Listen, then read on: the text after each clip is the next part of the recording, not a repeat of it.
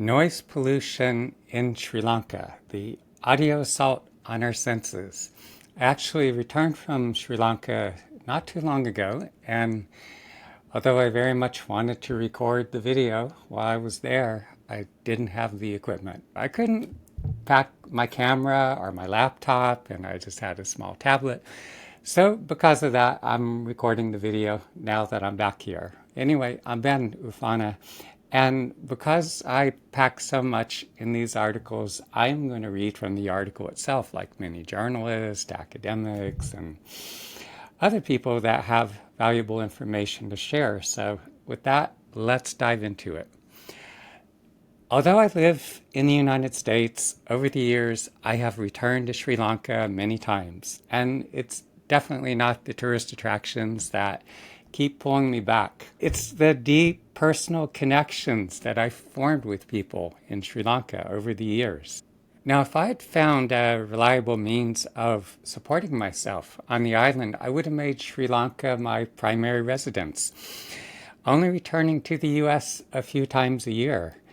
I, in many ways, feel much more at home in Sri Lanka. There's this warmth, this depth of connection that I feel with people who are part of my life. But who knows, maybe as I continue to do more work online, working with people over the phone and such, maybe that will give me more of an opportunity to extend my stays in Sri Lanka. We'll see. And yet, I also have to confess that at times my relationship with the island feels like a love-hate affair. Definitely not with the people I care about. It's more with the maddening aspects of daily life.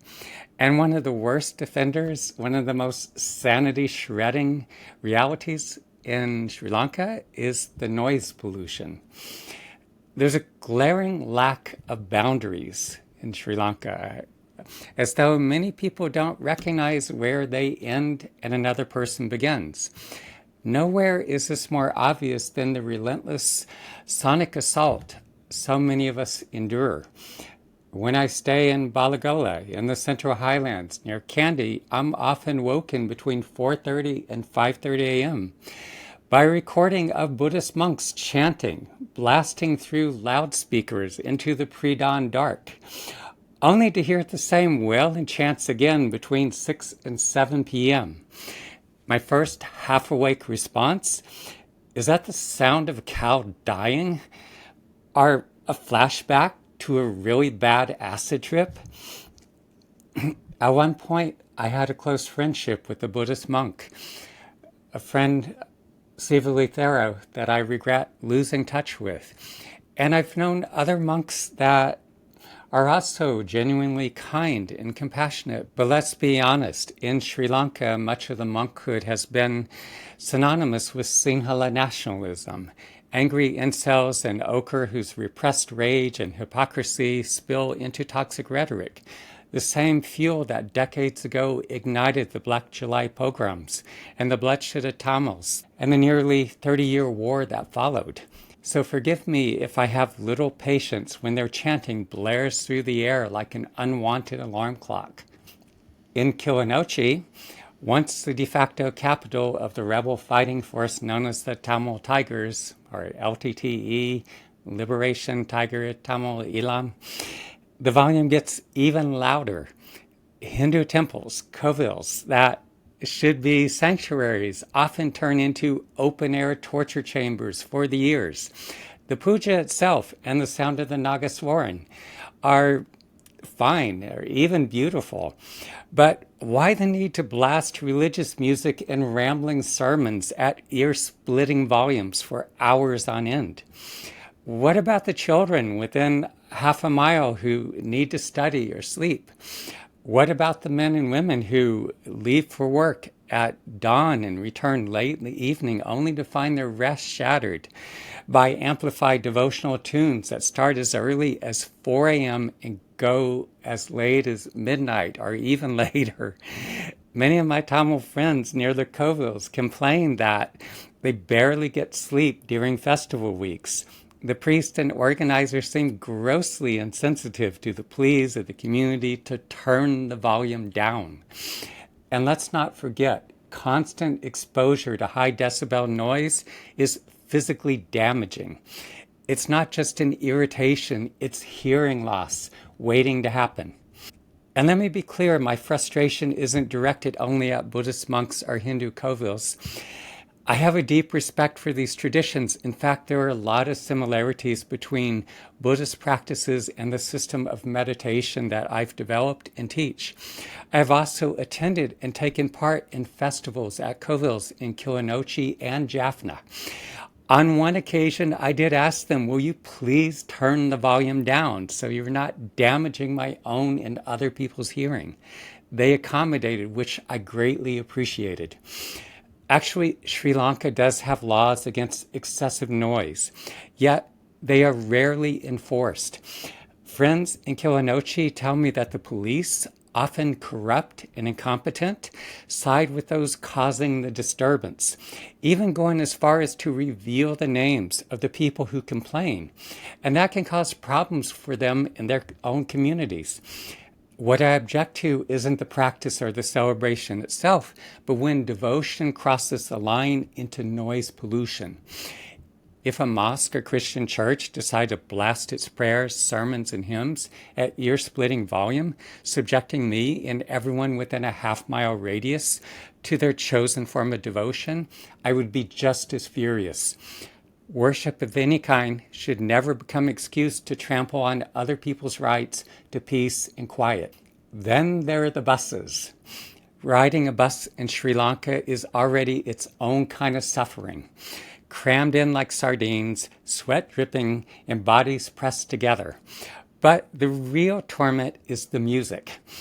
Drivers and conductors love to blast Sinhala pop tunes at volumes that make your heart palpitate. I don't mind Tamil music, but Sinhala pop, to my ears, is unbearable. I'd rather take the train, even if it takes me considerably longer to reach my destination, just to avoid it. I hate much of American pop music too, so this isn't just a cultural bias. It's an aversion to being force-fed noise I never asked for. On numerous occasions, I've asked conductors to turn the volume down. Sometimes they oblige, and other times they ignore me. And a few times when I've reached my breaking point, I got up and I yanked the wires right out of the speaker. Noise, whether chanting, religious music, or pop tunes, is a form of pollution.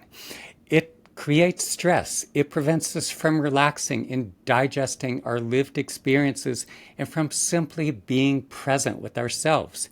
It builds tension and aggravation and adds to our exhaustion. What so many here fail to recognize is not everyone wants to hear what they're blasting. Many of us want to sit with our own thoughts and feelings, not be forced to endure a nonstop barrage of unwanted sound. When I speak out against the blaring of loudspeakers from Kovils, temples, mosques, and churches, I am not dismissing devotion itself. What troubles me is how far these practices have drifted from the deeper wisdom of their own traditions, wisdom that has long exalted silence, stillness, and inward turning as the true path to the divine. Among the Tamil people, some of the most revered sages have spoken of silence as the highest teaching. Ramana Maharshi, one of the greatest holy men of the 20th century from Tamil Nadu, often taught without uttering a single word. His very presence in silence was said to communicate more than hours of discourse.